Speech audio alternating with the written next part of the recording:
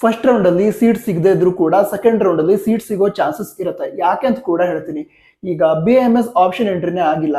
ಈಗ BAMS course ಮಾಡ್ಬೇಕಂತ ಇದ್ದರೂ ವಿದ್ಯಾರ್ಥಿಗಳು ಕೂಡ ಈಗ ಫಸ್ಟ್ ರೌಂಡ್ ಗಿಂತ ಮೊದಲು ಎಂಜಿನಿಯರಿಂಗ್, ನರ್ಸಿಂಗ್, ಅಗ್ರಿಕಲ್ಚರ್ ಈ ರೀತಿ ಕೋರ್ಸಸ್ ಅನ್ನ ಆಪ್ಷನ್ ಎಂಟ್ರಿಲಿ ಆಡ್ ಮಾಡಿದ್ರೆ ಅವರಿಗೆ ಫಸ್ಟ್ ರೌಂಡ್ ಅಲ್ಲಿ ಎಂಜಿನಿಯರಿಂಗ್, ನರ್ಸಿಂಗ್ ಈ ರೀತಿ ಹಲವಾರು ಕೋರ್ಸ್ಗಳು ಅಲಾಟ್ ಆಗಿರುತ್ತೆ.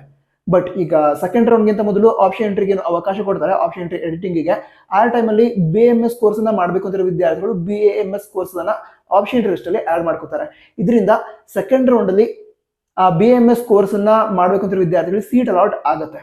ಸೊ ಅವರಿಗೆ ಫಸ್ಟ್ ರೌಂಡ್ ಅಲ್ಲಿ ಈಗ ಎಂಜಿನಿಯರಿಂಗು, ನರ್ಸಿಂಗು ಸೀಟ್ ಅಲಾಟ್ ಆಗಿದ್ರೆ ಅವರಿಗೆ ಸೆಕೆಂಡ್ ರೌಂಡ್ ಅಲ್ಲಿ BAMS ಕೋರ್ಸ್ ಅಲಾಟ್ ಆಗೋದ್ರಿಂದ ಅವರಿಗೆ ಫಸ್ಟ್ ರೌಂಡ್ ಅಲ್ಲಿ ಸಿಕ್ಕಿರುವಂತಹ ನರ್ಸಿಂಗ್, ಎಂಜಿನಿಯರಿಂಗ್, ಫಾರ್ಮಸಿ ಕೋರ್ಸ್ಗಳ ಸೀಟ್ ವೇಕೆಂಟ್ ಆಗುತ್ತೆ. ಆ ಸೀಟ್ಗಳು ನಿಮಗೆ ಅಲಾಟ್ ಆಗೋ ಚಾನ್ಸಸ್ ಇರುತ್ತೆ. ಇದರಿಂದ ಸೆಕೆಂಡ್ ರೌಂಡ್ ಅಲ್ಲಿ ಹಲವಾರು ವಿದ್ಯಾರ್ಥಿಗಳಿಗೆ ಸೀಟ್ ಸಿಗುತ್ತೆ. ಟೆನ್ಷನ್ ಮಾಡ್ಕೋಬೇಡಿ.